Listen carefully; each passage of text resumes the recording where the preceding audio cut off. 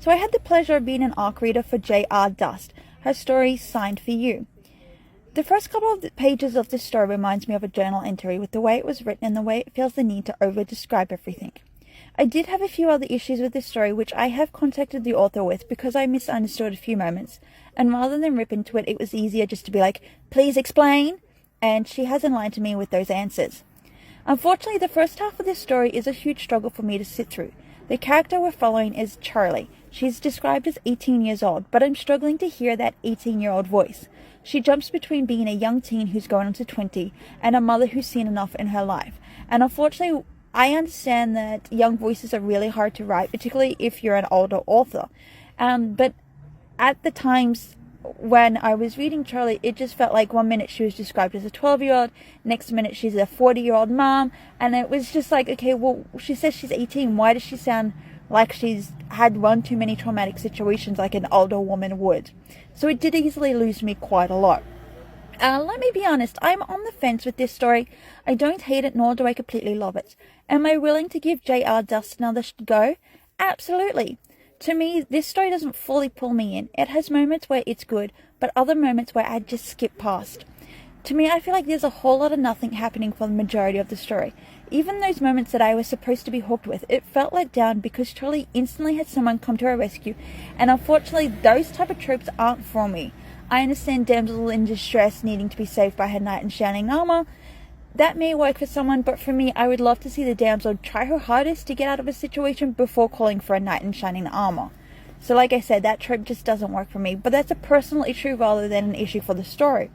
Now, unfortunately, the ending, it does end with a bit of a cliffhanger, which is somewhat twisty. I will admit that the beginning of that chapter, in the last chapter, it lost me, because when you write a scene like that, it ends in a rape scene, but when you write the introduction to that rape scene, I automatically knew what was going to happen, and the only thing that stopped me from hating the ending was the twist, and the twist has a character showing up that I was fully unexpected to see. I was fully expecting this character called Liam, who just got out of jail and gets a little too close for comfort to Charlie. So I was expecting Liam to show up at the end of the story. Sorry for the spoilers, but instead another character does, and I was like, damn, like that was a good twist. I can see what J.R. Dust has done with her story, which is why I can say I don't hate it, but yet there is something that I can't imagine myself rereading in a hurry. I am willing to give J.R. Dust another go, but maybe with another character, especially since this is apparently part 1 of whatever, due to that cliffhanging ending. Now, the author has asked those who have done an ARC read to try and guess the plot of the second book, and I'll try to do this without spoiling too much of the first story, so let me do this. Okay, so at the end of book 1, it ends with a cliffhanger and Charlie being raped. And then, of course, a new character shows up. My theory is that this new character is in cahoots with Liam, and I believe that those two characters are trying to, rather than rescue her, use her for what Liam has described that he wants to use Charlie for.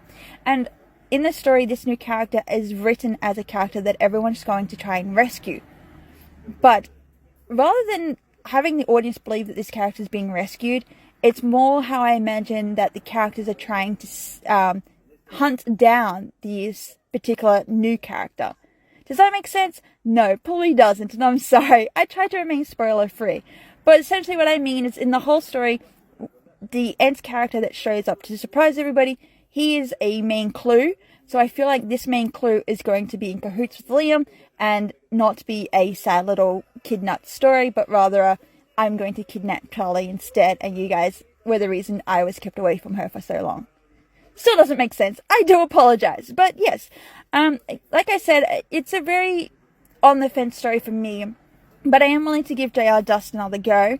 Maybe not with Charlie, though I do want to see how this story kind of wants to end itself. Like, it seems really interesting that I'm like, damn it, I hate cliffhanger stories, but I'm hooked now. So if you want to check out the story, absolutely check it out. If I made it sound like the worst story in the book tropes, then I'm sorry. But still check it out. It's not too bad, but it's definitely an on-the-fence story.